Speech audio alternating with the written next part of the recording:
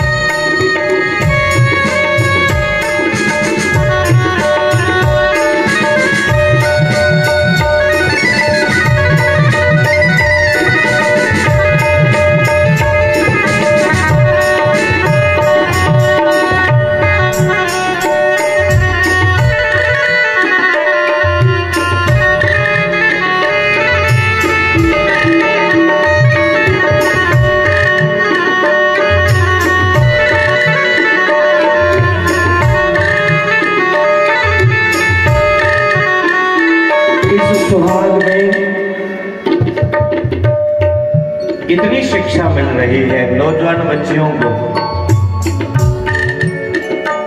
ये कभी भी प्रेम जाल में मत फंसो, कुछ नहीं रखा है। माता पिता की आज्ञा में जो बच्ची रहती है, अपने माता पिता का कहना मान के चलती है,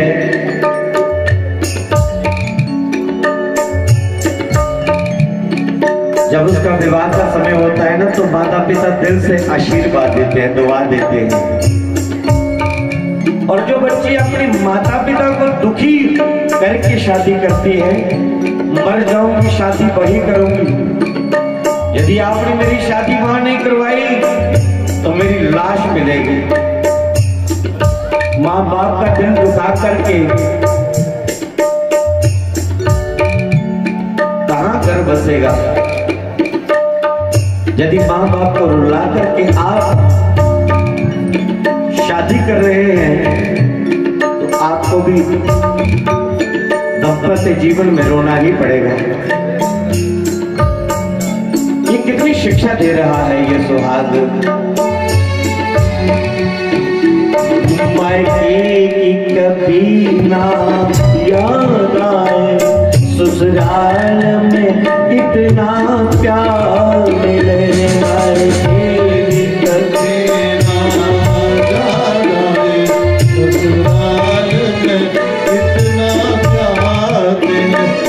बाबल की दुआएं लेती जा तुझ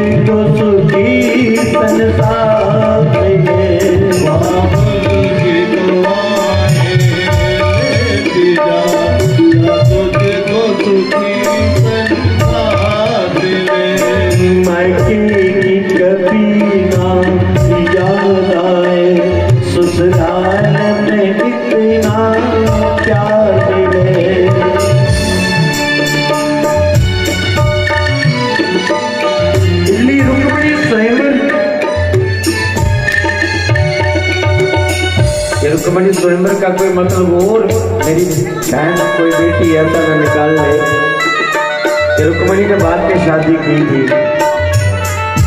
या कृष्ण भगा करके ले गए। नहीं, रुक्मणी साक्षात लक्ष्मी है।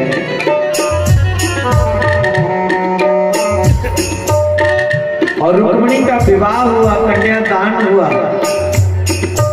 इसलिए माता पिता का आशीर्वाद लेकर के उनकी आज्ञा में ही चलेंगे तो जीवन में सुख मिलेगा, नहीं तो जिंदगी रोते ही रहेंगे। अब समय बहुत हो चुका है, अंधेरा पड़ गया, रुक्मणी की विदाई हुई। भगवान कृष्ण का विवाह रुक्मणी से हुआ। रुक्मणी द्वारका में चली गई और द्वारका में जाकर के उनका रहन सहन हुआ। बहुत सुंदर चर्चा जो है वो कल आपको सुनाएंगे। अंधेरा पड़ रहा है, रात को भी सत्संग होगा, इसलिए